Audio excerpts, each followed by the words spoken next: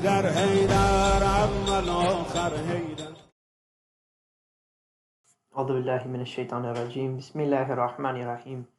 إن الله وملائكته يصلون على النبي يا أيها الذين آمنوا وصلوا عليه وسلموا تسليما. اللهم صل على محمد وآل محمد.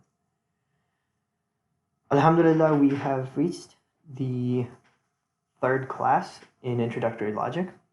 Last class we went over a couple basic things. We went over conceptualization and we discussed apprehension of concepts. And in short, that was that everything has an essence, and that makes it unique, that every single thing can be differentiated from each other, and we are able to understand this differentiation. And that is the essence of that thing. When we capture the essence of that thing, that is a concept. Now, each of these concepts can be universal or they can be particular. If the concept is universal, that means that it is in your head and you can instantiate it in many different areas. So for example, if I said an apple in the fridge is still conceptually an apple as the same thing as an apple in my cabinet or an apple on the floor. These apples are essentially the same universal concept.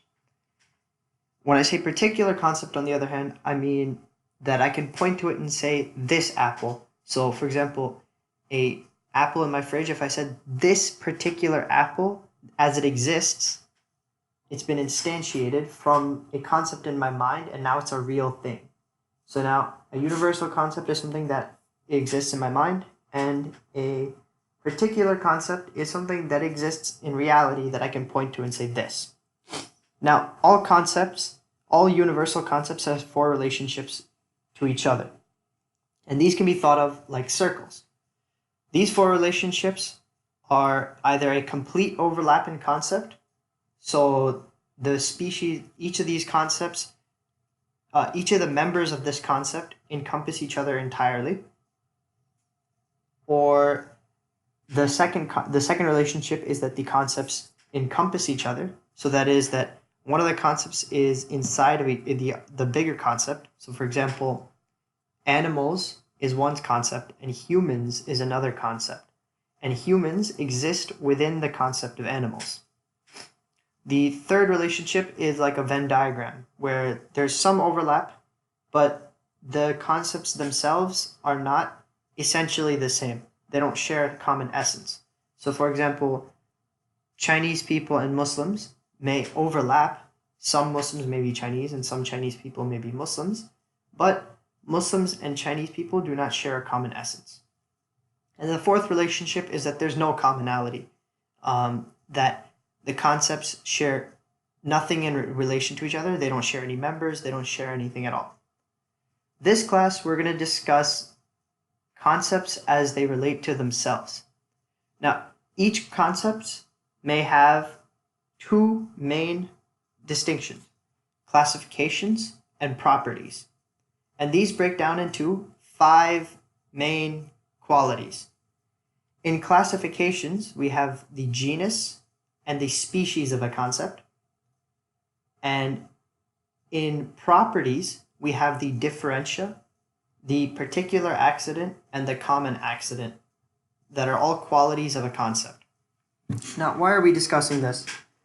Well, in order to form a definition, we have to understand what a concept belongs to, what a concept's properties are, and how we can understand those properties and organize them in a way that is structured and hierarchical. So let's go over each of these 5 properties or qualities one by one. So we're going to start with genus. So the genus of a concept is to what group that concept belongs. So for example, as I mentioned earlier, humans belong to the genus of animals, meaning that humans belong to a larger group of things known as animals. A member of a genus is known as a species. So horses, monkeys, and humans are all species under the genus of animals. They all share one genus, animals, but they themselves are different somehow.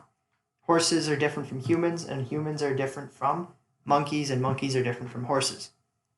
Now, here's where we have to understand properties. Now, we understand genus and species.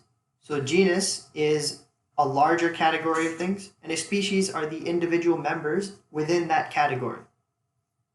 Right? So if we think about it in back to biology class, we learned about the animal kingdom. We learned about a specific hierarchy of animals. So it was kingdom, phylum, class, order, family, genus, species, right? It's a very similar concept here. So for example, a genus may be, a family may be canine, and each of its members may be the dog or the wolf, for example. But in logic, we just use the word genus and species.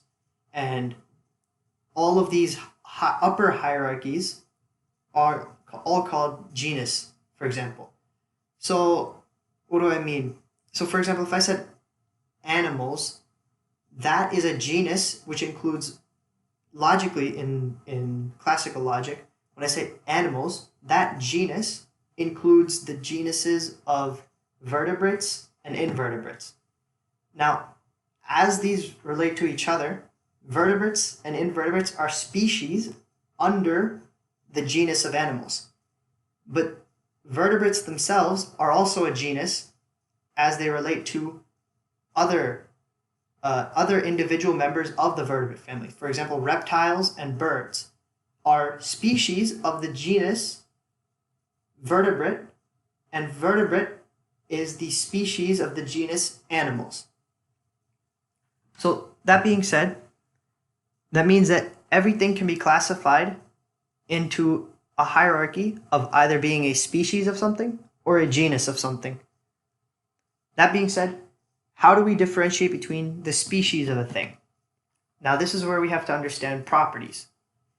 Now, everything can have three different kinds of properties: a differentia, a particular or specific accident, or a common accident.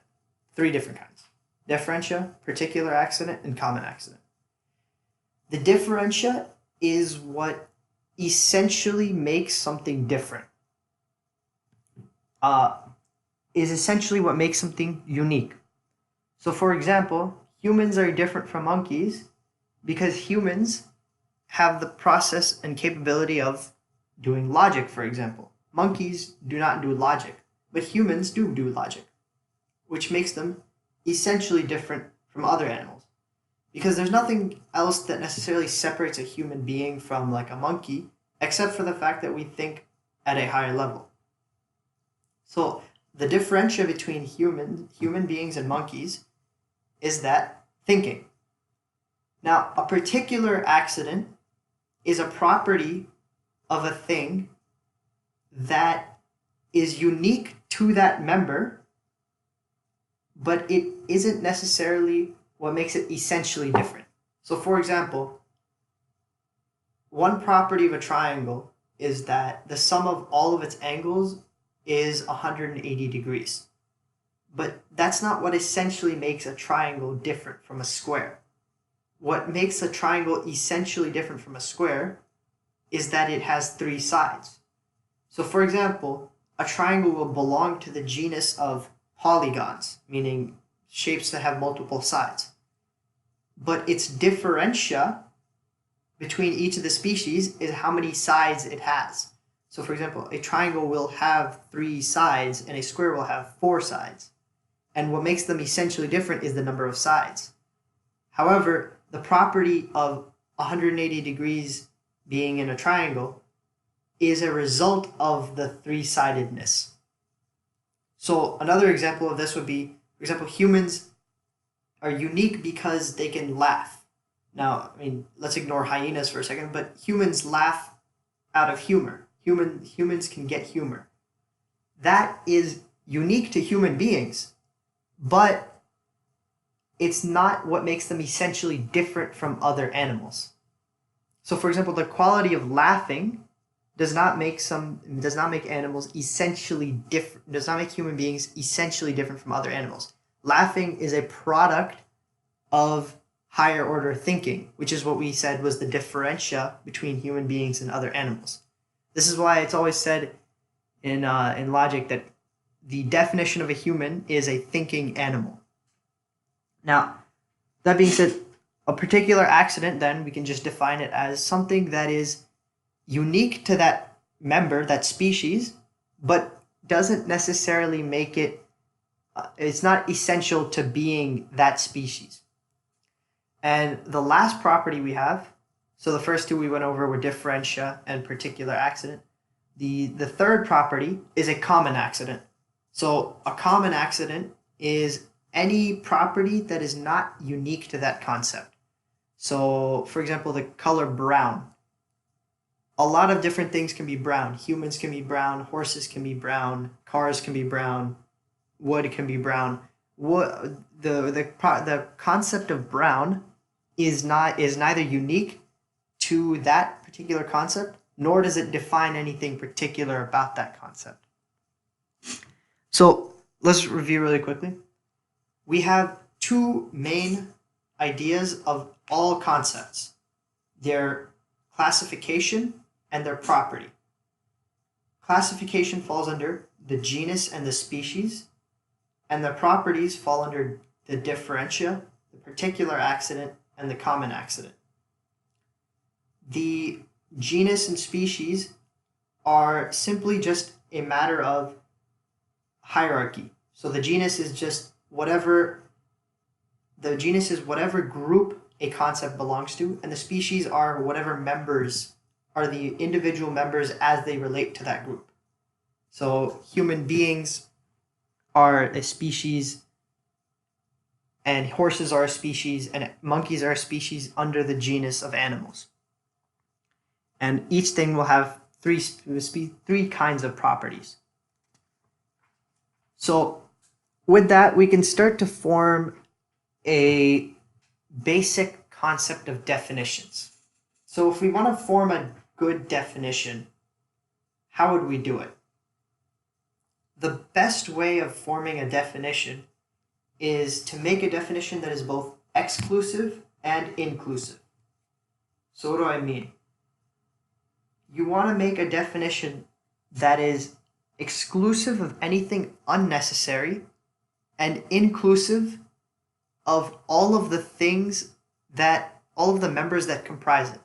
So, for example, if I were to make a definition of human beings and I said an animal that's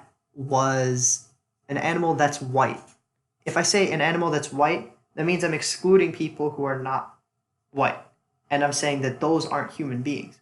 So I want to include those people as well. So how would I include them? I have to find a property that's common to all human beings but at the same time, I have to find a property that makes all human beings different from other animals. So that is where the differentia comes in, because the differentia, as we had previously mentioned, is that property which makes a species essentially different from all of the other members of its genus. So when we're forming a definition, then what we want to do is we want to find the nearest genus and the furthest differentia. So for example, between humans, the differentia can be skin color. So there are white humans, there are black humans, brown humans, etc., etc., etc., right? Those are differentias between human beings. So you want to find the furthest differentia, what makes human beings different from all animals and makes them inclusive to themselves. Because if you find a differentia of a human being that is an accident, for example, you might exclude other members of human beings. So you want to make a classification, for example, like thinking. Thinking is a property that is unique to all human beings, but that isn't present in any other species. Now, if you just said thinking, that wouldn't be a good enough definition. So you want to also place it in a genus as well. So the genus for a human being would be primate, for example. A primate includes all of the properties of primates, but at the same time it excludes anything that's not primate. So what do I mean? So human beings belong to the concept of primates. So earlier when we were discussing the 4 relationships of concepts to each other, I mentioned that some concepts will share a common essence, but one concept will be smaller and the other concept will be bigger.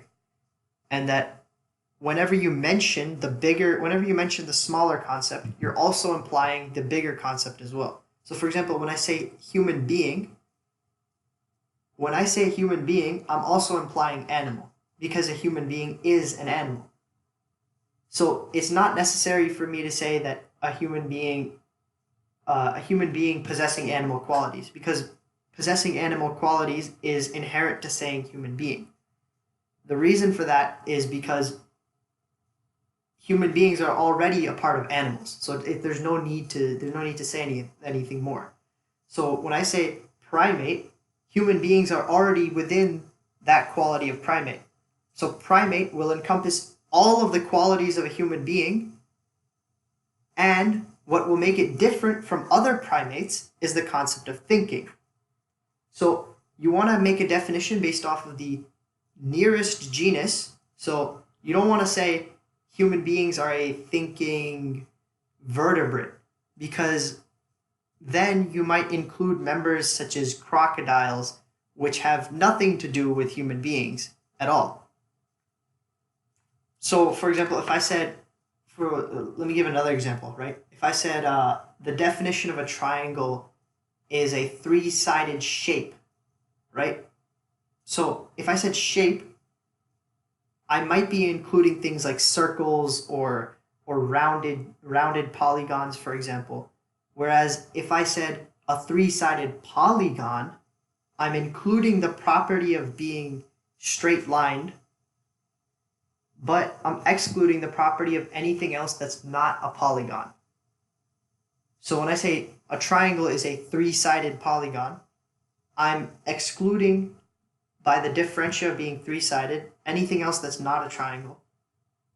And I'm also including everything else within the triangle species. So a triangle can be obtuse, acute, it can be right. But when I say just 3-sided, I include all of those.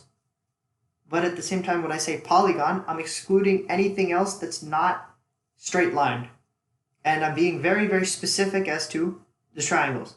It would not be wrong, for example, if I said a human being is a thinking vertebrate. It wouldn't be wrong, but it wouldn't be specific enough, right?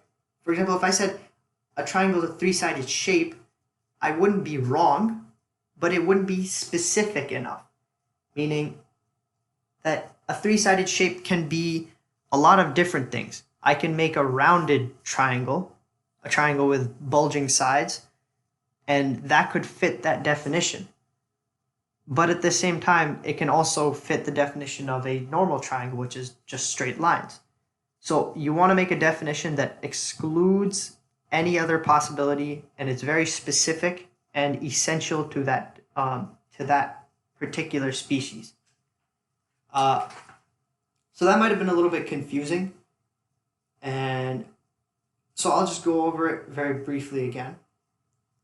When you're forming a definition, you want to form the definition based off of the properties which you want to form a definition based off of the nearest genus and the furthest differentia.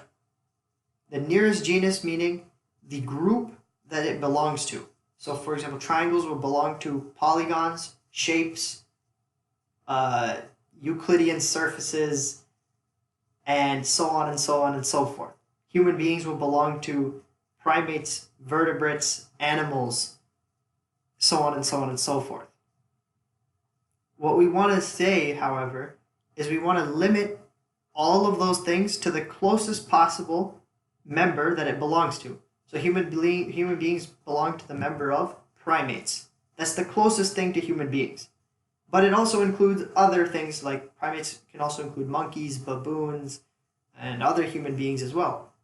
So now you want to draw another circle within that circle of primates that excludes everything else that's not a human. And the only way to do that is to find the furthest differentia between human beings. And that is essentially to make the definition of a human being a thinking primate. That being said, let's quickly go over the 5 qualities of a concept, just to recap what we just did. The 5 qualities of a concept fit into 2 categories: classifications and properties. The first, in classifications, there's the genus and the species. In properties, there's the differentia, the particular accident, and the common accident. Now, the genus, again, is the grouping to which everything belongs. The species is the individual members of that group. The differentia is what makes each of those members unique from each other, essentially unique. And the particular accident is any property that is unique to that species, but not what makes it essentially different. And the common accident, finally, is the thing that is a property, but not necessary, but it's not unique. For example, to be brown. So that being said, now we have a working ability to form a definition of anything. So with that, I think we should move on to the next topic on the list, which is signification. So when we understand how to form definitions, we also need to understand how to assign words and how to discuss these definitions as well. So I'm going to briefly go over this, but I'm going to leave it for next class. Sorry, I had to take a drink of water. Signification, essentially, is to assign a word or a gesture or some way of pointing to a concept and being able to draw a circle around a concept in such a way that everyone can understand it. So, for example, if I were to say apple, the word apple is a signifier for the concept of apple in my brain. Meaning, if I said apple to someone, they would think of the concept of apple. But if I were to say seb in Urdu, that would also refer to that exact same apple. So the word apple and seb are both signifiers for one concept of apple. So the goal of signification ultimately is to be able to point at a concept. And to point at a concept is to be able to draw a circle around that concept and being able to think about it as a discrete packet of information. And we will be able to use these discrete packets of information and learning how to speak about things in such a way that we can define them and we can work with them in sentences. And this I'll go over in tomorrow's lecture, inshallah. Thank you everyone for attending. Assalamu alaikum wa rahmatullahi wa barakatuh.